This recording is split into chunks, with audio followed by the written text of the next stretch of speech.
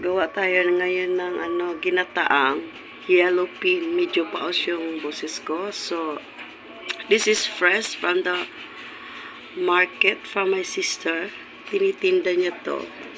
Credit to my sister Melinda Magdaraog sa kanyang yellow pin. Actually, kahapon nagpa-reserve ako ng tilapia. Naubusan ng tilapia. So, ngayon, ito siya. So, we'll do the tilapia on the next day. So, by the meantime, I'll teach you how to make this ginataang yellow pin.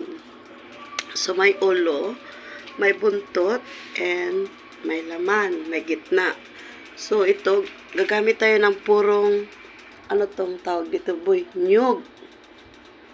Dalawang nyug na kinayod.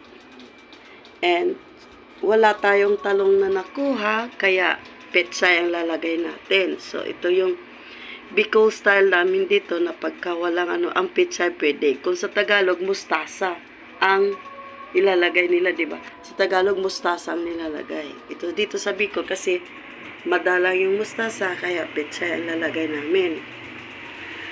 And so, ito ang ating ingredients. Wala ditong asin, mamaya na ihabol na lang natin.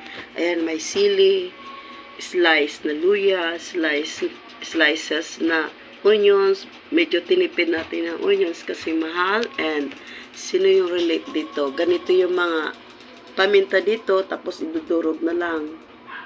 So, ganyan. Kaya ito guys, stay tuned. At ipapapiga na natin itong niyog.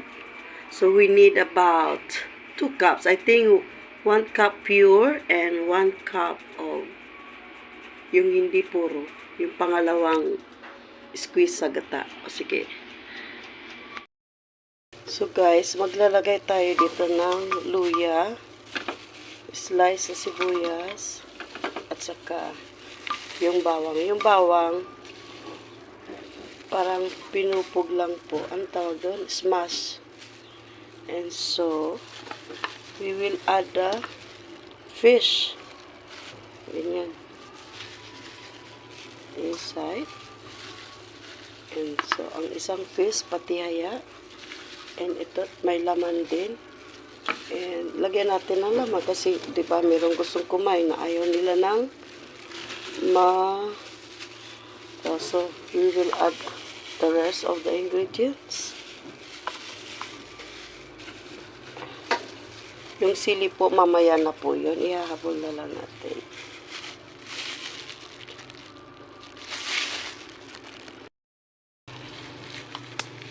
Lagay tayo ng paminta. Bakit yung tripod, ma'am? Paigo ka ng budget. Mura lang yun. Pang Ilalagay po tayo ng asin. Huwag masyadong madami. Ang asin po pwedeng ihabol. Pero pangit po sa isda, sa ginata na kulang asin. So dapat malalasahan.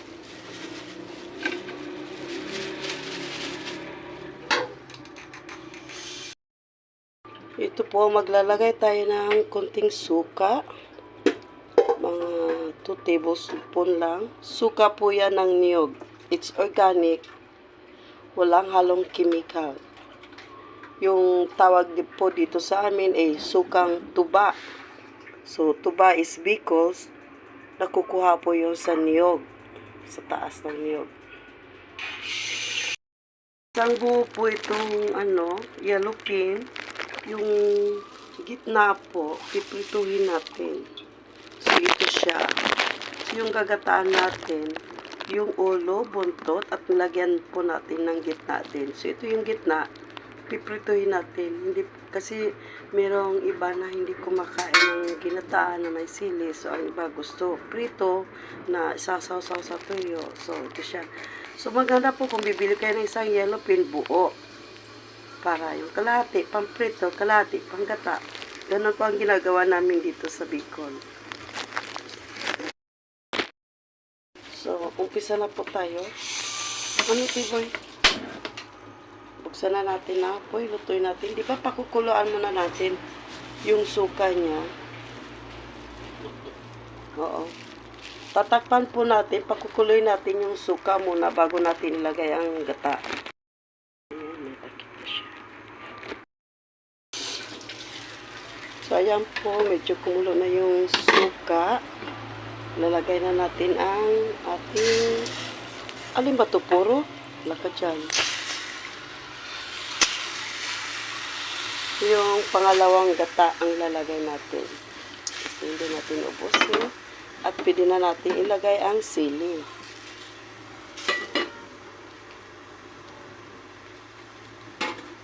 Hindi po natin tatakpan. Hayaan natin pong kumulo na maluto ang isda.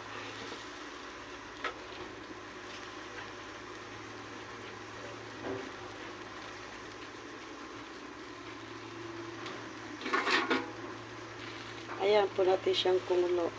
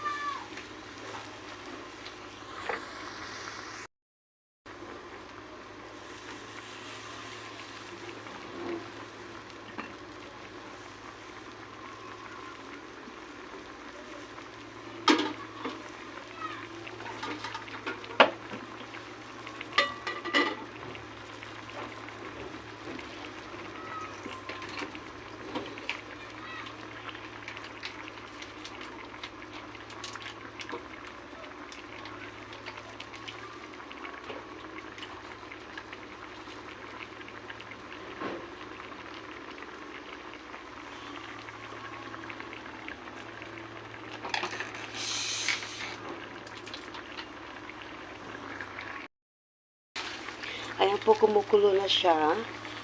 Lalagay po natin yung tangkay ng ating pechay.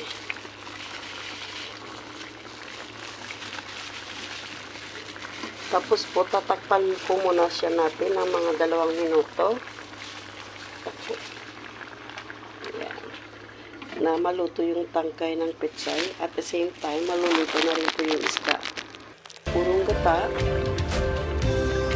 This is pure coconut milk from pure fresh coconut.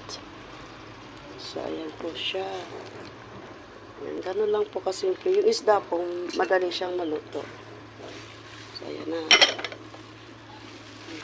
Ayan natin. Babaan natin ng konti.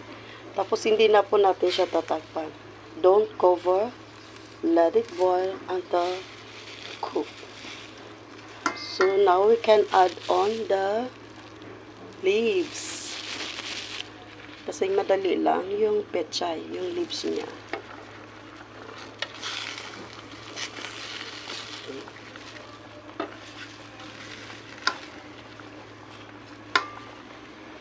Okay. Madali lang po yung niya. Maluto. Hindi po natin siya tatakpan.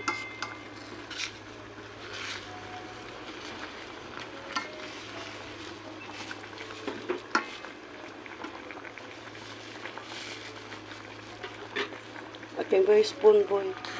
Tikman natin yung asin niya. Kung yung asin niya is okay na. Don't afraid if the vegetables are not cooked. It does not matter. Oh, excuse me. So, tikman natin ang asin. Kung okay na siya. Sarap. Perfect. I think kunti pang asin boy. Wow, so yummy. Yung sili. Ay, actually gusto ko yung sili na bibiak. Kasi meron kasing ayaw kumain ng maanghang.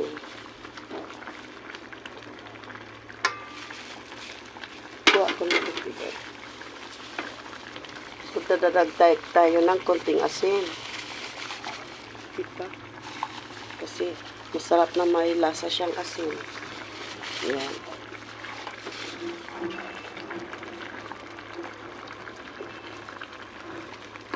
Ayan na po. Luto na po yan. Pero Palulutin lang natin ang asin at saka yung isda para maluto-luto pa ng konti. Ganito lang po kadali magluto ng ginataang isda. Ito ay yellowfin ang nakuha namin. So, sa tilapia, ganito rin po. Kung may talong kayo, kaso wala po kami nakuhang talong, kaya ito po yung aking nilagay, pitsay.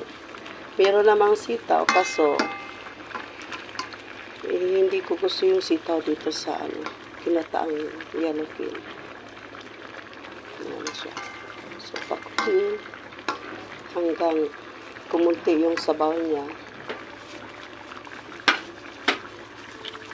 Ikon natin siya ulit.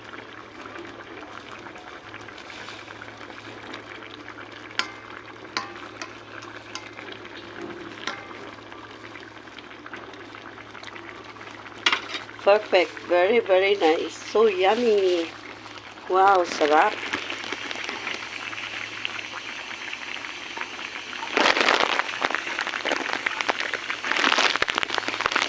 Wala po nito sa abroad.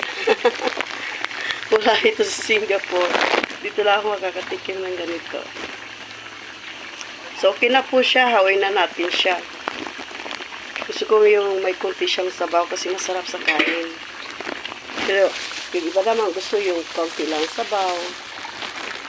Na malapot, na malapot. This is the finished product of my ginataang yellowfin na may pechay.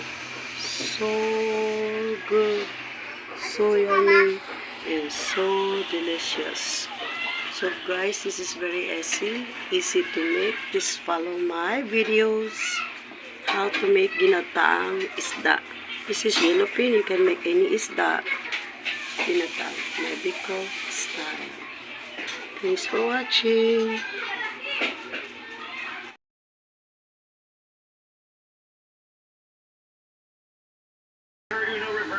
Let's eat. What is the punishment? I don't know.